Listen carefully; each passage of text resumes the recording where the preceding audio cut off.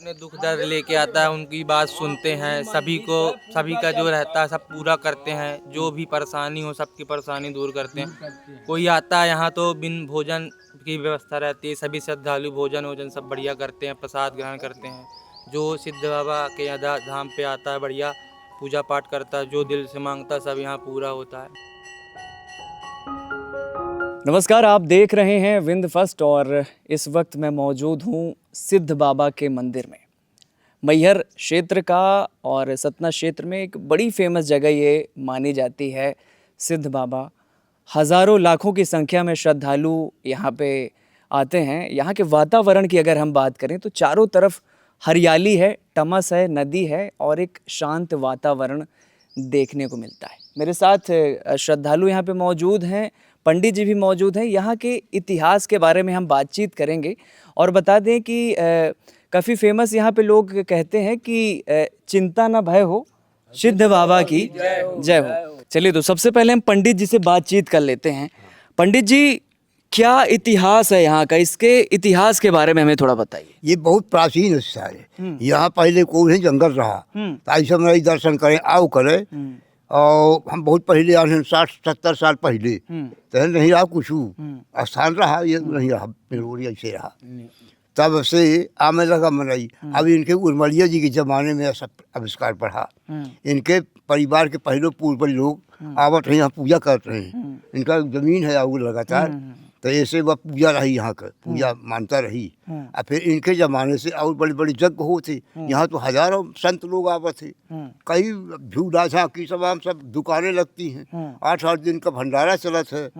और या बहुत इन्हीं के ज़माने से आविष्कार बढ़ा। मैंने पहले कुछ नहीं, मकान वगैरह कहाँ है, कुछ नहीं रहा, जंगल रहा।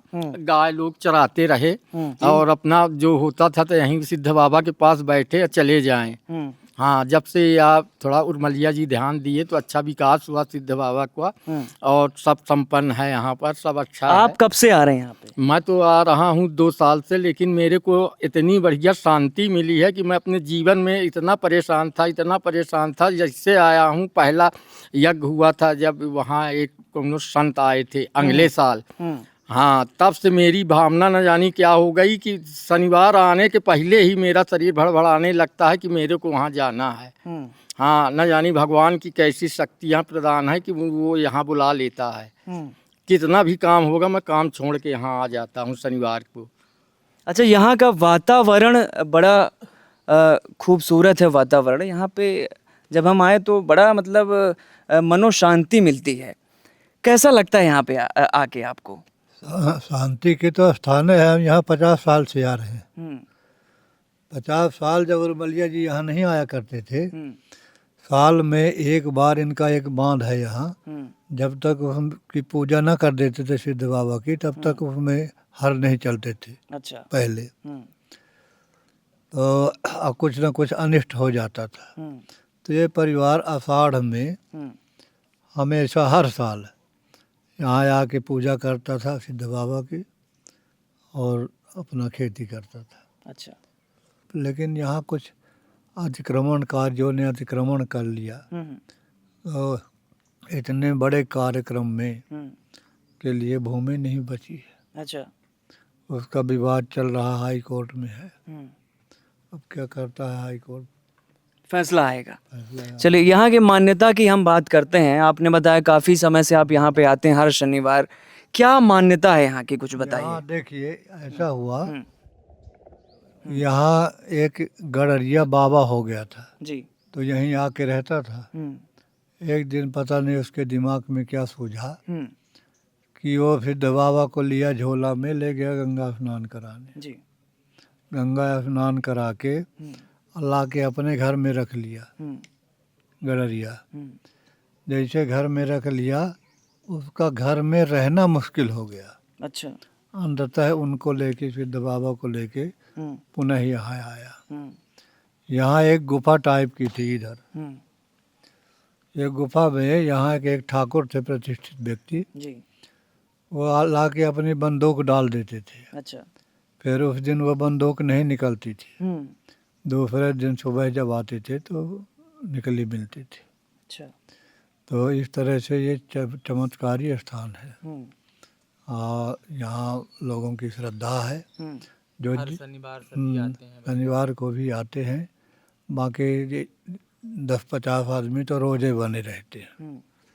और शनिवार को कम से कम 400-500 आदमी आता है, आके नरियर तोड़ के चले गए।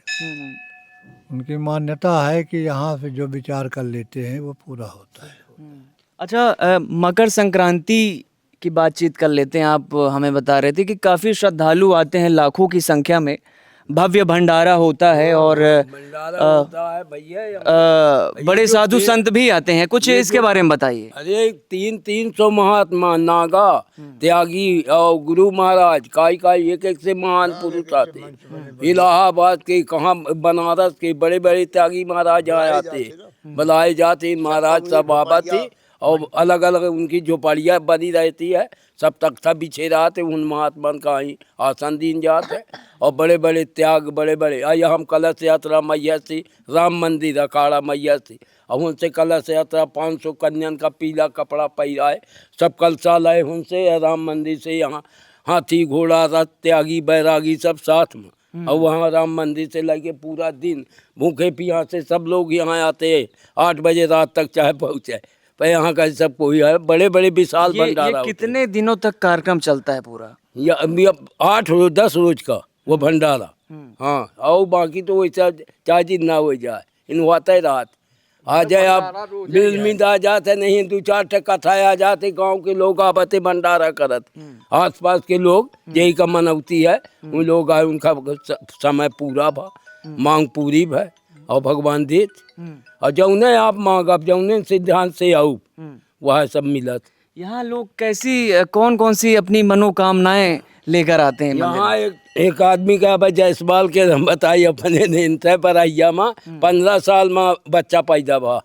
15 साल का एक बच्ची रही, वो के बच्चा नहीं रहे।